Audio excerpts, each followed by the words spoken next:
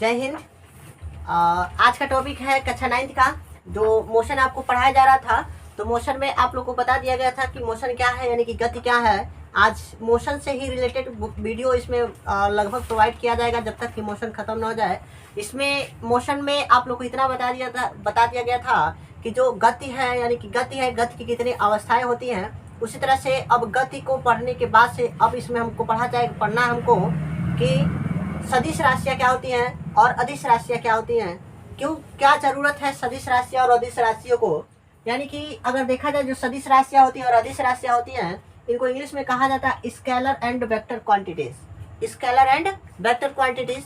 What is scalar and vector quantities? जैसे कि जो सदिश राशियाँ होती हैं या अदिश राशियाँ होती हैं, या कोई भी, जैसे हम कह सकते हैं कि there are two type of quantities, यानी कि जो सदिश राशियाँ होती हैं चाहे अदिश राशियाँ होती हैं, जो राशियाँ होती हैं ये कितने प्रकार की होती हैं। तो जो राशियाँ होती हैं मुख्यतः दो प्रकार से होती हैं। एक होता है स्केलर क्वांटिटीज, जिसको कहा जाता है अदिश राशियाँ। क्या कहा जाता है? अदिश राशियाँ। एक होता है वेक्टर क्वांटिटीज, जिसको सदिश राशियाँ कहा जाता है। तो आइए जाने कि क्या होता है वेक्टर स्केलर क्वांटिटीज, यानी कि अदिश राशियाँ क्या होती हैं। सबसे पहले हमको ये जानना जरूरी होता है, क्योंकि अदिश राशियाँ जानेंगे तभी सदिश राशियाँ को बढ़िया से समझ सकते हैं। क्योंकि अदिश राशियाँ जानेंगे तभी सदिश राशियाँ को अच्छे से समझ सकते हैं।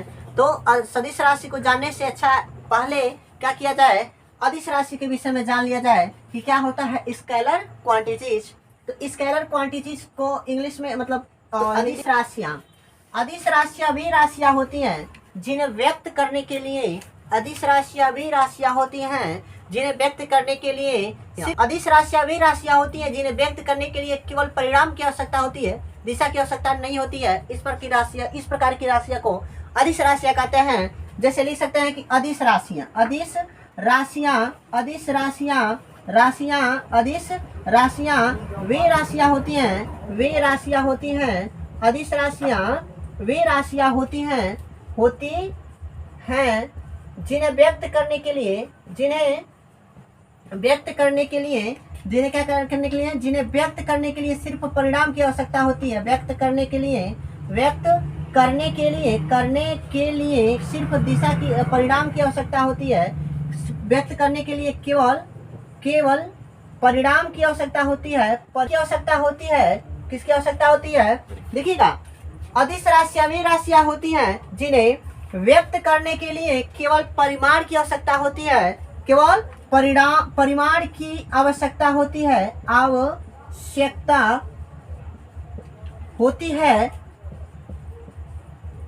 इस प्रकार की राशि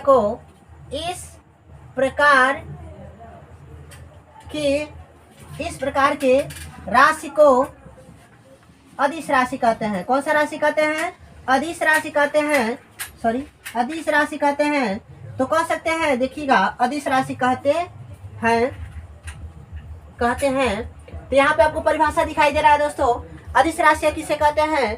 अदिश राशियाँ वे राशियाँ होती हैं जिन्हें व्यक्त करने के लिए केवल परिणाम की आवश्यकता होती है, दिशा की नहीं आवश्यकता होती है। इस प्रकार की राशियाँ को अदिश राशियाँ कहते हैं। जैसे उदाहरण में हम ले सकते हैं चाल, समय, दूरी, ताप, ऊर्जा। इस सब प्रकार किस प्रकार की राशियाँ हो जाएंगी? तो अदिश राशियाँ हो जाएंगी। एक बार फिर से सुनिएगा। अदिश राशियाँ वे राशियाँ होती हैं जिन्हें व्यक्त करने के लिए सिर्फ परिणाम की आवश्यकता होती है, दिशा की आवश्यकता नहीं होती है। इस प्रकार की राशियाँ को अदिश राशियाँ कहते हैं। जैसे कि आप लोग को हम बताए हैं अदिश राशियाँ में, जैसे बताए हैं, ले लीजिए चाल, समय, दूरी, लिखवाए हैं चाल, समय, दूरी, ताप, विद्युत विभव इत्यादि कर सकते हैं। इत्यादि प्रकार का हिस्सा हमारा क्या कहलाता है? अदिश राशियाँ होती है। जैसे कि मान लीजिए, अगर कहा, जैसे कि हम आपको बता रहे हैं, जो चाल होता है, तो चाल को अगर देखा जाए तो चाल में सिर्फ परिणाम की आवश्यकता होती है, दिशा की कोई आवश्यकता नहीं होती है। उसी तरह से समय होता है, तो समय में भी सिर्फ परिणाम की आवश्यकता होती है, कितने घंटे हो रहे हैं, कितने मतलब टाइम हो रहा है, कितना सेकंड होता है, बस इसी से मतलब होता है। किस दिशा से हो रहा है, दिशा से हमको कोई मतलब नहीं होता है। उसी तरह से दूरी होती है, तो दूरी में सिर्फ कहा जा सकता है कि इतनी दूरी तय किए हैं, लेकिन किस दिशा में तय किए इससे कोई शाब्दिक अर्थ नहीं होता है।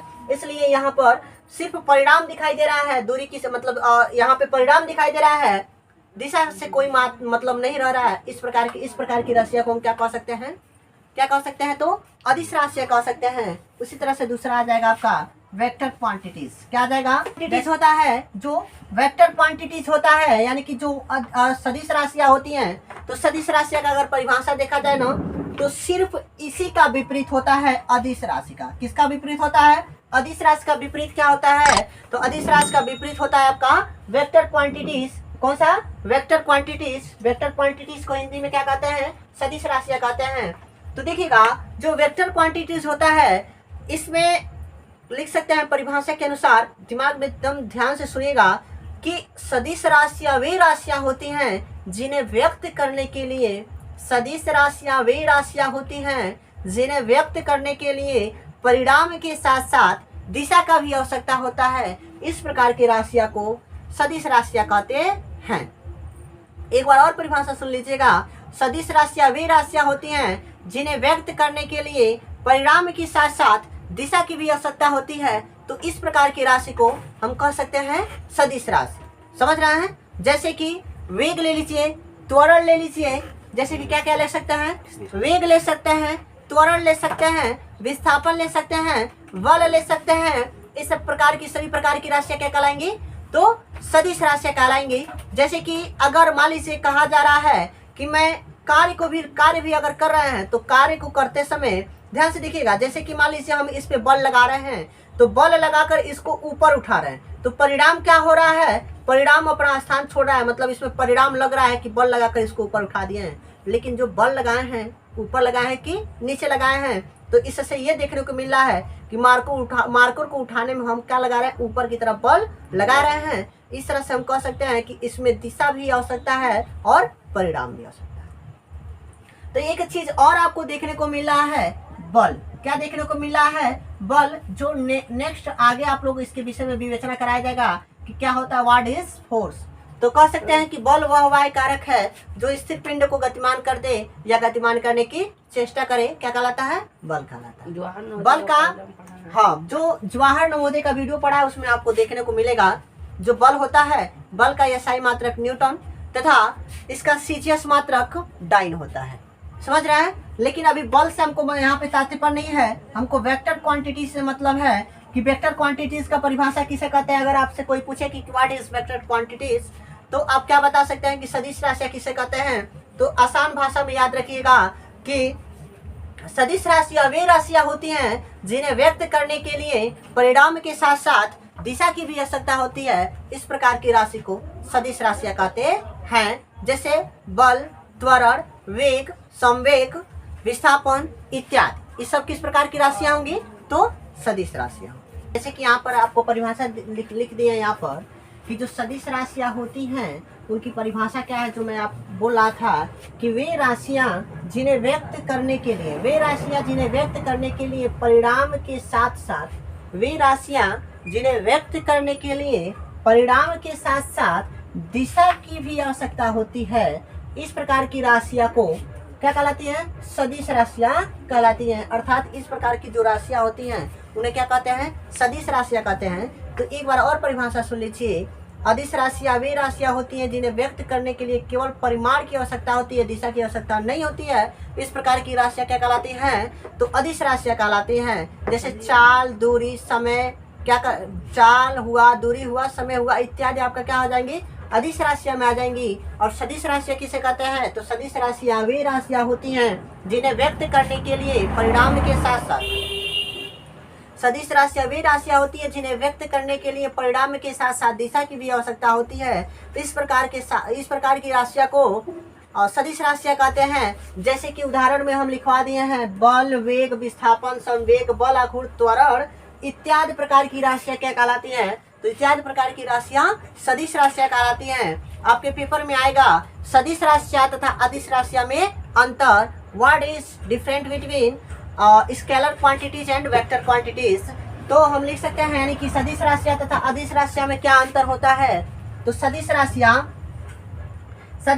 को व्यक्त करने के लिए केवल परिणाम की आवश्यकता होती है, लेकिन जो अदिश राशियां होती हैं इन्हें व्यक्त करने के लिए केवल परिणाम की आवश्यकता होती है, दिशा की आवश्यकता नहीं होती है। लेकिन जो सदिश राशियां होती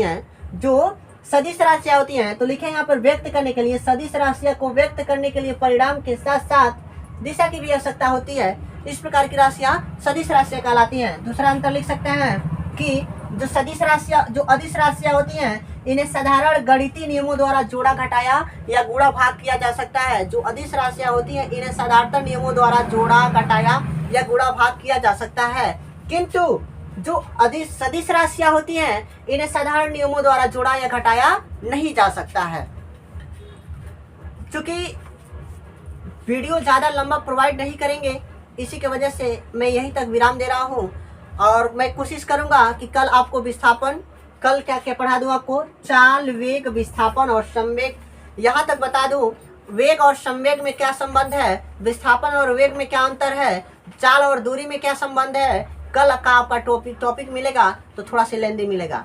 दोस्तों अगर वीडियो पसंद आया तो प्लीज़ वीडियो को लाइक करें, चैनल पर नए हैं तो चैनल को सब्सक्राइब करें, बेल आइकन को ऑल पे प्रेस कर दें और अपने दोस्तों के साथ शेयर करना ना भूलें। मिलता है नेक्स्ट वीडियो में, तब तक लिए जय हिंद।